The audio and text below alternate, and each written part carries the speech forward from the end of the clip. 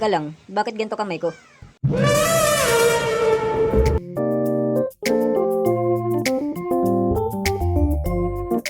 Nung nakaraan, pinakilala ko yung mga kaklase ko sa inyo. Bakit? Kasi nga, importante yun sa kwento. Oo nga pala, kung di nyo pa napapanood yung part 1, panoorin nyo muna para masaya. Okay? So, yun na nga.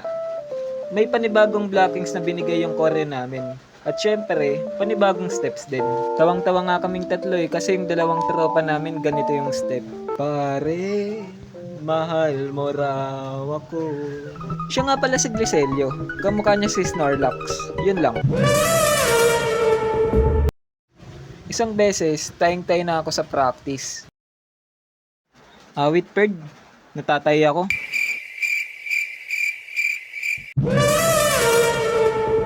Tara, samahan mo ko ba sa Jollibee? Naiihi ako eh. Nung nalaman kong pwede pala yun, dali-dali ako pumunta sa Jollibee. Oh yeah.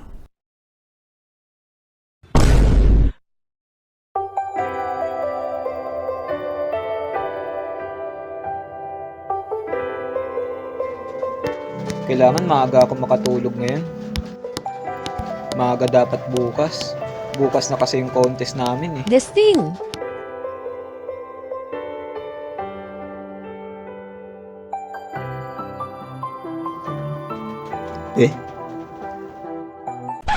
Sino kaya yung nasa likod niya? Nakakairita. Gusto ko na siyang patayin. De, joke lang. Kapatid pala ni Aliyah yon.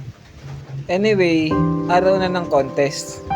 Ito na yung pinakahintay na araw namin. At sa pagkakaalala ko, inagahan pa namin yung pag-attend para makapag-practice kami.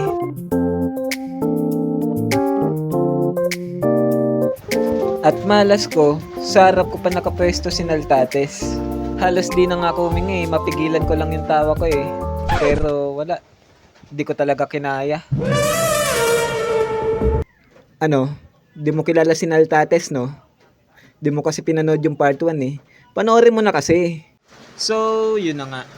Natapos na yung contest. Natalo kami. Nung nalaman ng mga kaklase ko na natalo kami, ayun, tulala.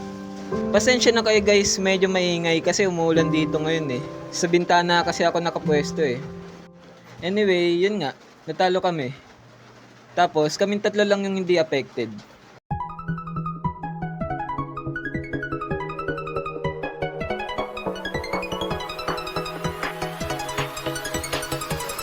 Uy, mga pre. Let's tayo. Ano naman, nanggago lang naman tayo dun eh. O nga pala, kamusta na yung El Filibusterismo natin?